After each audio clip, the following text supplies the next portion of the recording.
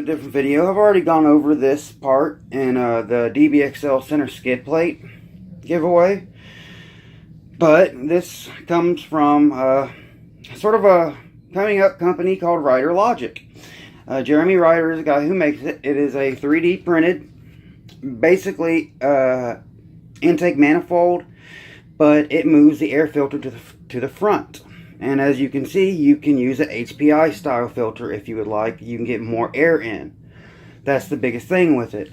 It has a 1/8 inch thick sidewall, and I'll get into more information once I get it off. But I'm going to do a quick video of how to take it off. It's very simple. As you see, you have these two bolts here. They just go through the carb into your isolation block. So, put the camera up, mount it up so I can be seen. Well, the parts can be seen. Hopefully it doesn't fall again because it likes to do that. Okay. So now, like, here is my regular filter that I use with my K&N. And with my K&N, I have outerwear on it. And you can do the same with this. But first, I only have one bolt holding it in place, but it screws from this side.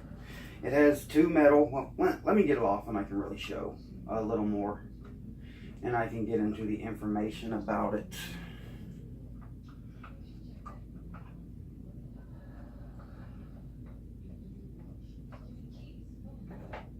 So yeah, it mounts in, these bolts are a little long for me because of the isolation block that I use. I actually use a performance isolation block because this is a full mod 30.5 cc. So just take that off, and then of course, like usual, I'm going to put the well, no, I'm not going to put that on. Everybody knows how this goes on a DBXL if you have one.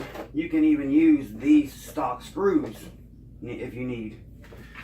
But it comes with the screws. Put those off to the side.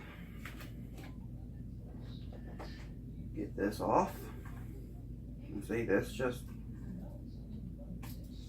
pops off so you have a good seal. And I'm going to go over some things that you would have to do once you get it. Now I need that Allen wrench that I was using. And I can't remember where I placed it. See if I can get it off my fingers. If not, I can look for that Allen wrench quickly. I had it right here.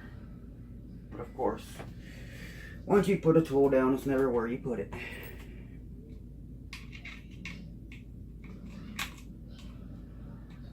Darn it. I hate it when that happens. So yeah, that's it. It's really not all that big. And it completely relocates the... So yeah, it just bolts in place with the two bolt holes.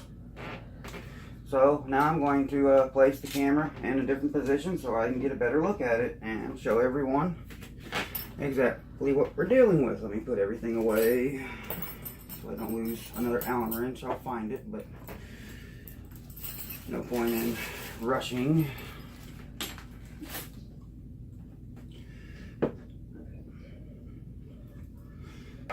I apologize, and I am sweaty as hell as it is hot outside, and I've been running a little with this. Okay.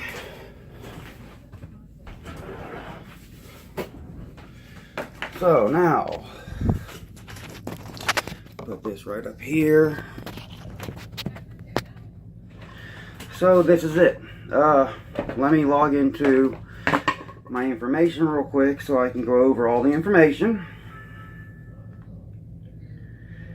And I apologize for all the sweating. It is hot. And of course, Facebook is not letting me log into my messenger on my tablet. Continue.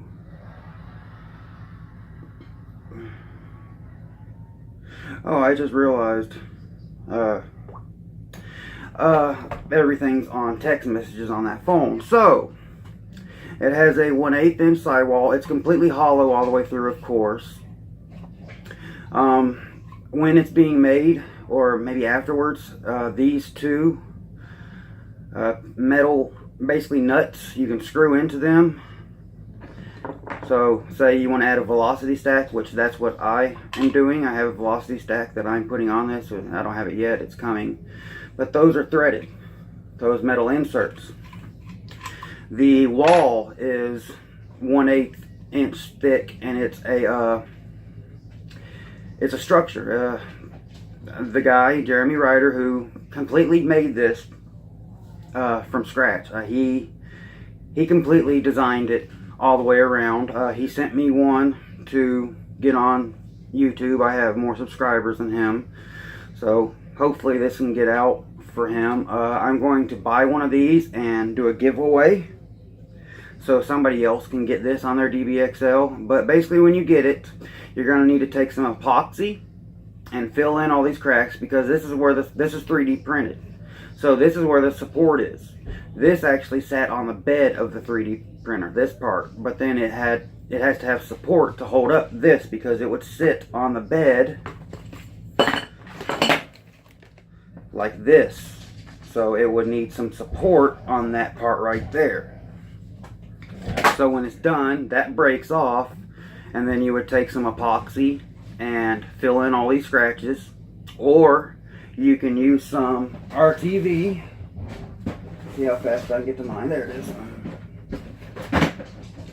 I prefer copper. Some of this stuff, and just put it around here so you won't have any leaks. And also with the DBXL air filter, you have this rubber gasket. This one's old, so it's a little harder, but new ones are softer, so it seals a lot better. This is made out of PTFE, I believe is what it is. It's not PLE. It's not that weaker filament, so it's very strong. In the last video I uploaded with the giveaway for this, I added the video of the maker of this actually picking up a DBXL just from this part right here. Hi everyone, this is Jeremy Ryder again, and I got the new filter design.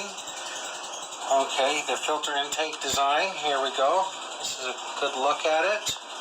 Okay, I got threaded inserts for the filter, so you can bolt the filter right on.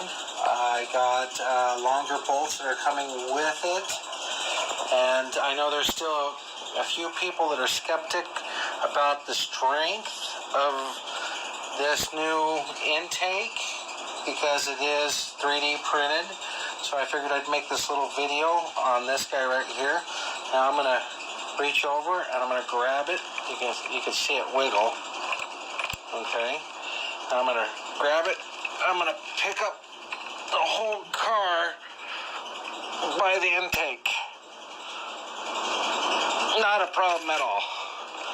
So, I mean, this is pretty dang durable. I mean, I know it is plastic, and just like anything that is plastic, it could possibly break, just like anything else on this car. But I'm pretty amazed by how much this material, how strong it is, and how much it actually flexes before any damage is done. Well, thank you very much for your time, and I'll be putting out a big shipment of orders tomorrow to a bunch of people, and we'll be getting ready to do another batch here in about a week. Thank you very much. So that really shows that this can pick up 30 pounds, because all plastic DBXL brand new with motor is going to weigh about 30 pounds, maybe 31, 32 wet with fuel and everything in it. I weighed mine weighs 30 pounds, so if you take off all the alloy and put plastic back on it, it may be a little lighter. I'm not exactly sure. I think they're 27 or 28 pounds dry, so yeah, that sort of tells you how much they weigh. Great part. I love how it moves the air filter to the front. It gives you a lot more options. And right now I'm actually in talks with him about making some type of design where you have a velocity stack on the carb, right at the carb, and then you slip this over the velocity stack and seal it with maybe, say, this, and sort of make a bubble right here, but not so big that it'll stick out the cage, because that's the main reason this was made, so we can use longer filters, bigger filters, let more air in, but not damage it if you were to roll it.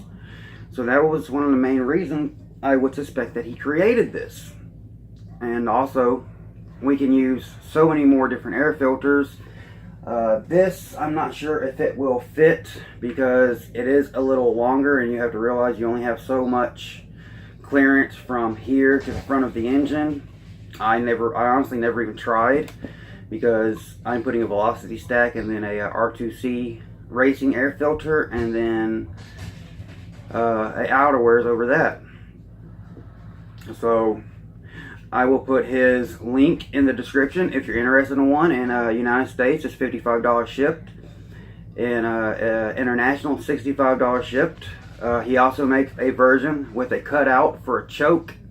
Personally, I don't use a choke. If you know how to start your engine without a choke, you can get this. Or if you have an 813, a 990, an 1102, I believe it is, any of those carbs that don't use chokes, you can use this. But if you're running a stock motor, stock carb, he does have a version, and I'll insert that picture here. It's not printed out, but this is the CAD drawing that he made for it, where it's actually cut out right here, and you'll see it right here, of the cutout, so you can continue using your stock carb if you want to go that way. Because some people, maybe people that are new to 5th scale, don't want to deal with that. And a lot of people that get into 5th scale, it is a little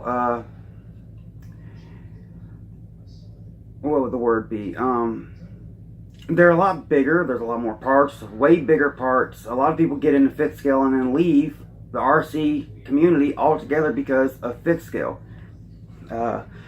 One thing, parts are bigger, so they're more expensive. Like for my DBXL, a set of good alloy arms for, say, a Slash would cost maybe $100 max. For a DBXL, you're looking at about $250. So yeah, 5th scale stuff is a lot more expensive. Drive shafts, the FLM forever drive shafts that go all the way around and inside, you're looking again about $200, $300. So yeah, it adds up really quick with 5th scales. But don't let that scare you. They're a lot stronger than 10th scale vehicles, 8th scale vehicles. They're fun. They're more fun. My 5SC that I put a 29cc full mod motor in it, definitely got to get some better tires for it now, because it overpowers every track that I've taken it to thus far. So yeah, the colors that it comes in are, he uses a clear filament. It comes out white. A red one like this sort of comes out more of a dark pink color, but I like that with the theme I'm going with mine: red, silver, black. And he also makes a black one, so you have a choice in colors as well. And also 2 designs, one with choke, one without. And he's been sending these out for a little while now, not very long, less than a year I believe, and everybody that has one loves it. And the very first version, where I believe the it had 2 different sections that you bolted on. He printed this part and then this part, and they bolted together. Well, now it's all one part. So he actually gave those people their money back.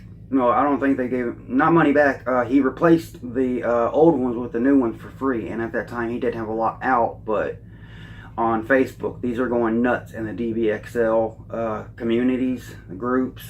Everybody wants one. If you have a DBXL, get yourself one of these. They breathe better. The holes are actually bigger than the carb itself by just a little bit, not not drastically. They're based off a 990 carb. So if you put it on a 668 carb, that's what's on there right now. I do have an 813 carb that's going to go on there. That's what size this bore right here is for 813, not a 668. So yeah, that's Ryder Logic Intake manifold for the DBXL, and this also fits the 5ive-t. So get that side filter off and put on this, and put your long filter on here, and you no longer have that part sticking out the side by maybe that much. Like with mine, I actually had to cut this out right here so I'd have clearance.